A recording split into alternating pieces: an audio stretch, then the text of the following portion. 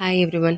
இன்றைக்கி நம்ம colonel ஹார்லண்ட் Sanders இவருடைய சக்ஸஸ் ஸ்டோரி தான் பார்க்க போகிறோம். இவர் தான் கேஎஃப்சியை கண்டுபிடிச்சவர். இவர் யூஎஸில் இருக்கிற இண்டியானா ஸ்டேட்டில் ஹென்ரிவில்ங்கிற இடத்துல 1890 பிறக்கிறாரு. அவரோட 5 வயசுலேயே அவங்க அப்பா இறந்துடுறாங்க. அதுக்கப்புறம் அவர் சமைக்க கற்றுக்கிறாரு. வீட்டு வேலைகள் எல்லாம் அவங்க அம்மா சொல்லித்தராங்க.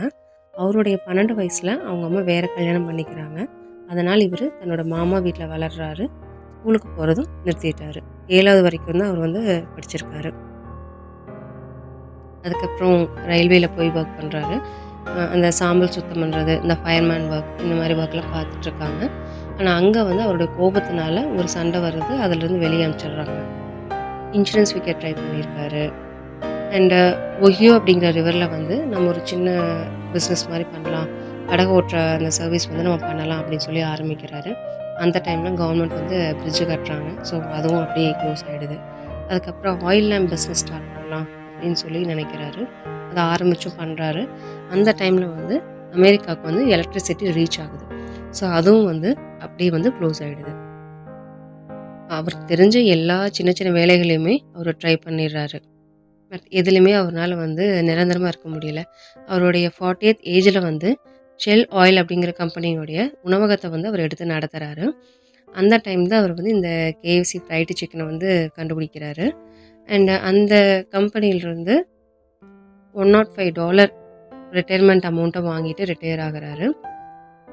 அவருடைய 65th ஏஜில் தான் அவர் இந்த ஃப்ரைடு சிக்கன், அவர் பண்ண அந்த ஃப்ரைடு சிக்கனை ஃப்ரான்ச்சைஸாக கொடுக்கலாம் அப்படின்னு சொல்லி ஒரு தீர்மானத்துக்கு வராரு. அப்பையிலிருந்து ஒவ்வொரு ரெஸ்டாரண்ட்டாக அவர் போய் ட்ரை பண்ணிகிட்டே இருக்கிறாரு. அவரோட கார்லேயே அவருக்கு தேவையான அந்த சிக்கன் செய்கிறதுக்கு தேவையான மாவு, மசாலா பொருள், அடுப்பு எல்லாம் எடுத்து வச்சுட்டு போயிடுறாரு.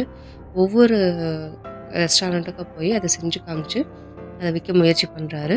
பட் எந்த ரெஸ்டாரண்ட்லேயுமே அதை ஆக்செப்ட் பண்ணிக்கல. அவங்க 1009 டைம்ஸ் ட்ரை பண்ணிடுறாருங்க. 1010th டைமில் தான் ஒரு ரெஸ்டாரண்ட் அக்செப்ட் பண்ணிக்கிறாங்க. அதுக்கப்புறம் 600 லொக்கேஷன்ஸில் இவருடைய இந்த கேஎஃப்சி நிறுவுறாங்க. அரௌண்ட் 9 years ஆஃப் டைமில்.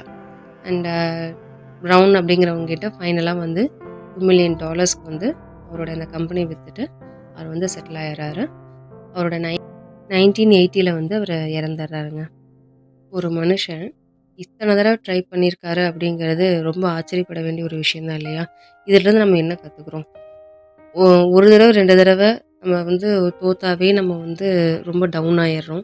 அதுக்கப்புறம் முயற்சி பண்ணுறதுக்கு நம்ம எந்த ஒரு ஸ்டெப்பும் எடுக்கிறதில்ல. ஆனால் தன்னோட விஷயத்தை கண்டிப்பாக நம்ம ஜெயிச்சிருவோம் அப்படின்னு 1009 டைம்ஸ் ஒரு மனுஷன் ட்ரை பண்ணியிருக்காரு அப்படின்னா அவருக்குள்ளே அந்த மோட்டிவேஷன், அவர் எந்தளவுக்கு புஷ் பண்ணியிருப்பார், எந்தளவுக்கு ஒரு ஊக்கம் அவருக்குள்ளே இருந்திருக்கும்.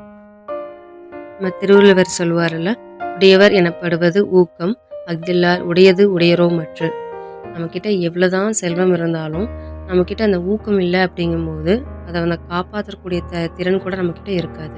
இன்கேஸ் நம்மக்கிட்ட எதுவுமே இல்லை, இந்த ஊக்கம் மட்டும்தான் என்கிட்ட இருக்குது, இந்த மோட்டிவேஷன் மட்டும்தான் என்கிட்ட இருக்குது அப்படின்னா நம்மளால் கண்டிப்பாக லைஃப்பில் சக்ஸஸ்ஃபுல்லாக வர முடியும். அப்படிங்கிறதுக்கு இவருடைய ஒரு லைஃப் ஹிஸ்ட்ரியை நமக்கு ஒரு எடுத்துக்காட்டு தான். இந்த ஊக்குங்கிற விஷயத்த நம்ம கைப்பிடியால் நம்ம எப்போவுமே வச்சுருந்தா எந்த வயசில் வேணால் ஜெயிக்கலாம் அப்படிங்கிறதுக்கு இவர் ஒரு உதாரணங்க. அடுத்த பதிவில் நம்ம வேறொரு சிந்தனையை பற்றி பார்க்கலாம்.